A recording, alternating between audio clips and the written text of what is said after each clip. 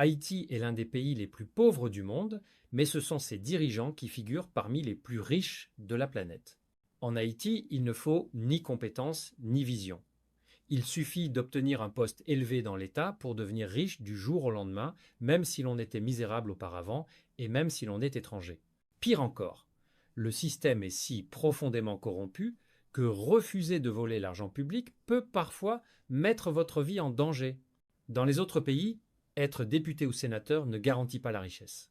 En Haïti, au contraire, occuper un poste avancé dans l'administration signifie automatiquement s'enrichir, peu importe son origine sociale. Pourtant, malgré cette réalité évidente, beaucoup d'Haïtiens continuent de répéter que ce sont les pays étrangers qui détruisent Haïti, que ce sont eux qui empêchent le pays d'avancer.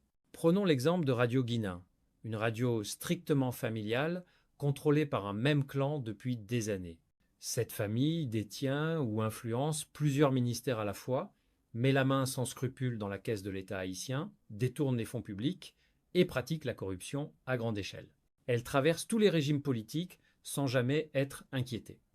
Aucun chef d'État n'a jamais eu le courage de dire clairement « Voilà pourquoi Haïti ne change pas ». Faut-il attendre un pays étranger pour nous dire d'arrêter Andy Apped? Faut-il qu'un pays étranger nous oblige à cesser de verser plus de 20 millions de dollars par mois à Gary Pierre-Paul Charles? Expliquez-moi qu'a réellement fait Patrick Monsignac pour Haïti pour que l'État haïtien lui verse près de 50 millions de dollars par mois. Arrêtons l'hypocrisie. Ce ne sont pas les pays étrangers qui détruisent Haïti. Ce sont les Haïtiens eux-mêmes.